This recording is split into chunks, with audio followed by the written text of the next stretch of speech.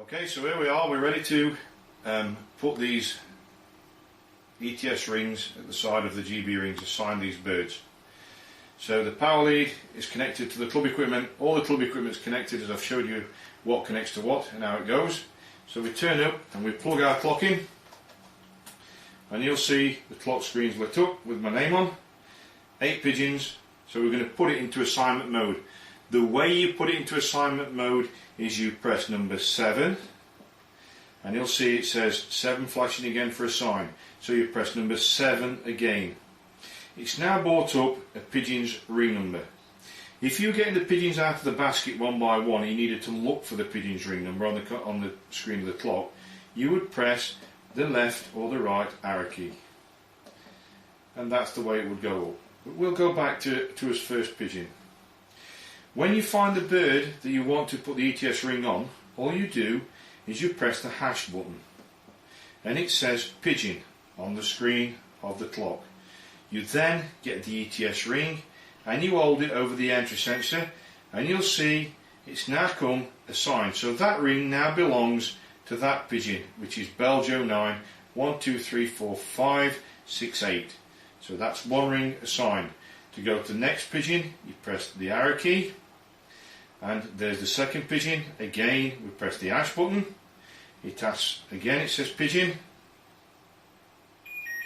There you go, assigned again. And the next pigeon, the third pigeon, we press hash. I'll show you what happens if you don't press hash. So we move on to the fourth pigeon. I've not pressed hash, have you noticed? And as you'll see, nothing happens. So what you need to do is press hash. It says pigeon, assigned again. And this fifth pigeon, hash. Sixth pigeon, hash. Seventh pigeon, hash. Eighth pigeon, hash. That's all 8 pigeons assigned.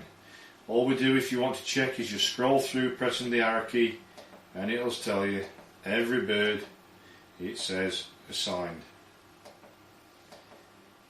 So what you want to do now is print out an assignment list. Usually you have one for the Federation Secretary. In the NEHU they have 3 or 4 copies. But down at the RPRA we have one for the Federation Secretary, one for the Club Secretary and one for the fancier if need be. So all we need to do now to get it to print out our list is you press the start and you press number 8 and it's asking you how many copies you would need. It is pre-programmed for 2, but if you want 3 you just press number 3 and then you press the hash button and it will say printed on the clock and it will now print off 3 copies of that assignment list. So away it goes, printing the first copy.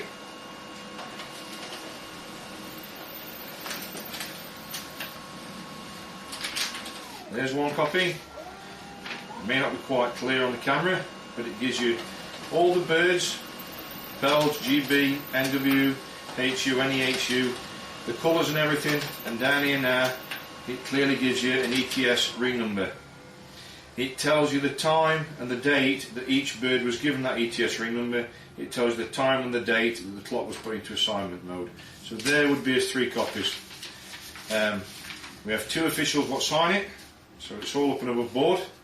But what the next procedure is going to be, I'm going to show you how you get the information now as a backup from this clock back in to the PC. One other thing which I'll point out is when you first put this clock into assignment mode, if we did see it come up with 4 entry sensors on there, but I showed you that was because the power lead was in the clock and not in the multi-system node. If it happened again, it's usually that the ring entry sensor is too close to the PC or it's close to something what's steel which is interfering with it. So just move that about before you start thinking, oh, what's wrong, what's wrong. First of all, check the power leads in the multi-system node and not in the clock.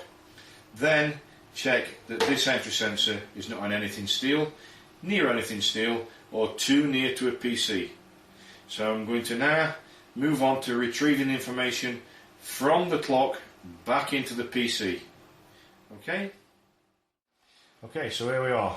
We're now going to get the information out of this clock back to the PC. As you can see, at the side of all these pigeons on the PC screen, there is no ETS number.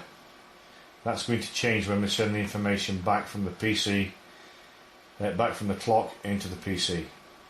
So what we do, you get the clock and just use the same cables as we did to get the information from the PC. We plug that cable into the top of the clock. We put the power lead into the side of the clock, and you'll see it's lit up and it's got my name on there, G&A Tomlinson, stock 8, but this time it says 8. That's because it now has all the mate pigeons with an ETS ring number as well. So what we do to start off with, we press the start and the 3, and you then click on communication again. On the drop down box, the second one down says get loft terminal to PC. That's the one we highlight. It will bleep, and the clock now asks for a code word. That is a password. You'll need that password to cancel your races each week. So for example, I'm going to use 4 ones on this clock. So you go 1, 2, 3, 4, and you press the hash key. And what we need to do now is load this clock with race points. So I'm going to input some race points on the PC, and I'm going to show you exactly how we do that. What we do, we click on race points on the PC, and we click on show, and it clearly says no race points. So we click on race point again, and this time we click the add. So number 1, we'll call this, I'll use my own race point, Stratford, which is STR. We've typed it in, forget the location, you only need to put the name in, and you press add. Second race point, number 2, is we'll go to Windrush. Again, you click the add. Race point 3, we'll go to Wollavington. Then we click add. Race point 4, we go to Wincanton. And I'll just input them 4 for now. So there you can see the 4 race points. We're now going to send them race points into this clock. So this time you just press number 3, and you'll see it's come COM PC again. Click on communication. The third one down there says send race points from the PC to the terminal. Obviously the terminal's the clock. So down we go, we just click on that. It'll count to 99 on the screen. Them race points have now been transferred into this clock. So you've now got the fancier's name, all his ETS ring numbers, and all his race points. Just to show you, the ETS ring numbers are now backed up on the computer screen. Click on club, click on show, and select Stonebroom Flying Club. Click on fancier, click on show, and select G&A Tomlinson. Click on pigeon, click on show, and as you can see, they're all there. All have now got an ETS ring number outside of every pigeon.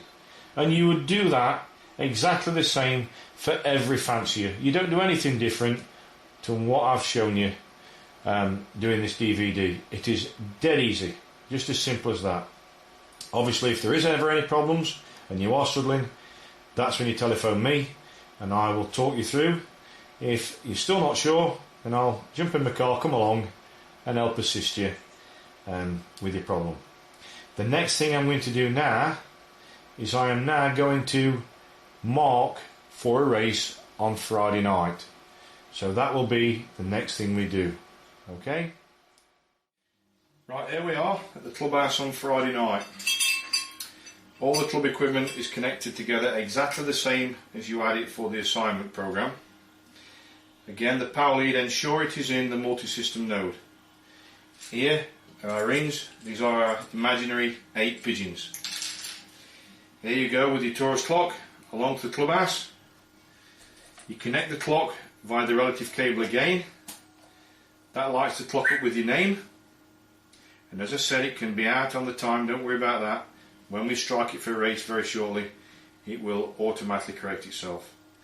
So what you do to put it into race marking is you press the 7, and you'll see it says confirm by pressing hash. So we press the hash and we press the 7 again. It's now saying com ring. Remember I said the two little grey rings are very important, don't lose them. Here we have the commission ring, so you hold that over the entry sensor, it bleeps and the numbers come up. You next press hash. It's now asking you for a race point. Which race point are you racing? Well, it only gives you 2 on the screen of the clock. If you was racing a race point, say 9, 10, 11, it will hold 99 race points, so don't worry about inputting too many race points. You just press the hash to find the race point, and you use the down arrow key. That takes you down to the race points. We know we've only put 4 in, but you could go down as many as you wanted. So we'll just, for example, race point 4. When you found the race point you want to race, so we're racing number 4, you just press the hash key. And it's now saying entry. That's now ready for us to enter birds. So our first bird is got out of the basket, given to one of the handlers, and he holds its leg over the entry sensor, and you'll hear the clock has bleeped. Okay, so we then put that bird into the crate to go to the race, the second bird, and the third bird, and the fourth bird, and the fifth bird, and the sixth bird, and the seventh bird, and the 8th bird. So we've now entered 8 birds into our practice race. We now need to set the clock against the master timer, strike it off. So what we do is you press the start, and you'll see the screen's gone and it's come back. When it's come back, you press the start again, and number 3 is flashing.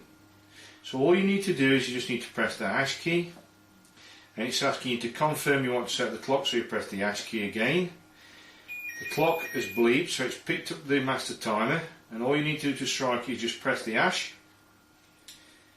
We next press number 8. Number 8 is flashing on the screen of the clock, so it's number 8, and it's asking for the race point. Well, we know it's race point 4, but if you'd forgot, all you'd do is you just press the hash and you'd scroll down till you found the race point you want to race. We're now at wing counter number 4, just press hash. It's pre-programmed to print off 2 copies. If you wanted more than 2 copies, you'd just input 3, then hash, 4, then hash, whatever, but we'll just do the 2 copies as it's programmed to do. So all we do is press hash, and it says printing. So it will now print off your 2 race entries. The great thing about this clock is all you need to do now, after it's printed out, is unplug the clock from the club equipment, take it home, and once it's plugged in and the power's in the side, it will set itself to time birds in, as I will clearly show you. The next thing we will do is we'll move on to timing the birds in.